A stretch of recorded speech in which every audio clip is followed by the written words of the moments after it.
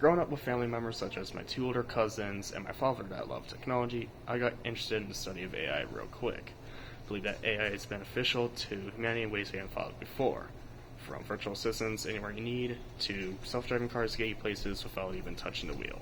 AI is good for humanity as long as we know how to use it properly. Family's always interested in technology whenever new things were being made. Robots always caught my eye to first. Especially, I think there was one that allows you to just teach a class on its own. I could be wrong, but anyways, I'm getting off track. My main interest in it got into movies such as Terminator and iRobot.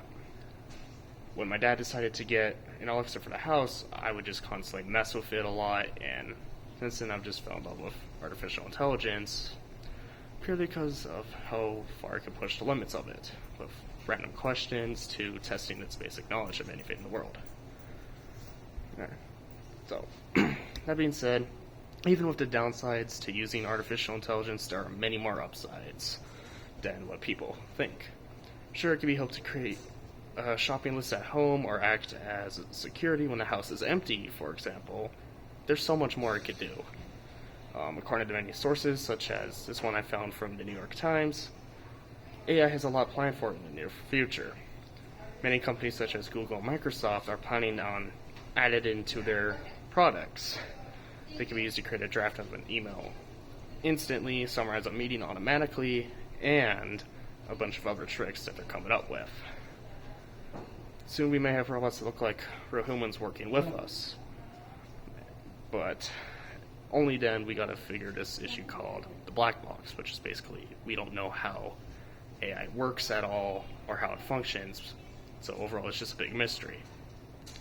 Too many companies seem to be focusing on what they could do with AI and all the things they could do. Hi, Olsen. We mostly just need to figure out how it's working and how it's doing this, so that way you can better understand it better.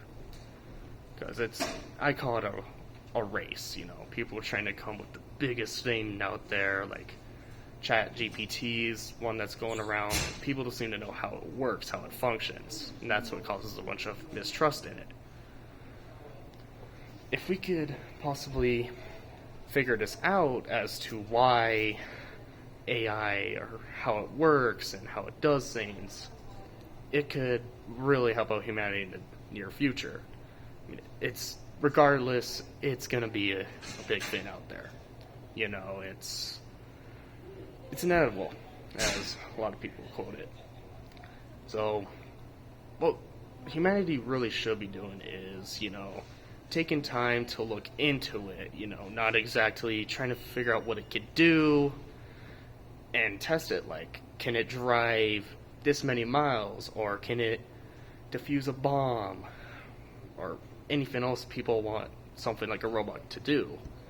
What we should do is just kind of study how it does these things, how it thinks, how it uses deep learning to think like a human, because there's a chance it could be smarter than us. You know, that's what people are trying to go for. But what we should be doing is figuring out just how the AI mind works, as I would sum it up. You know, it's kind of like the cycle in science. You know, hypothesis cycle, you think of it, you test it, fails, you work on it, you do it again, till it works. AI is kind of right there. You know, we're at the point of we're right now testing to see how it does things. We get problems back, such as people complain there's a privacy issue. Well, we should start thinking, what can we do to fix that problem by studying how it thinks? Overall, we just need time. Time is the key, and just as long as we use that time that we got before, say, Terminators become real, it could be a pretty good future where humanity and machinery can live together in harmony. Or not nuke the world in some way. But yeah, that's mostly why I chose AI.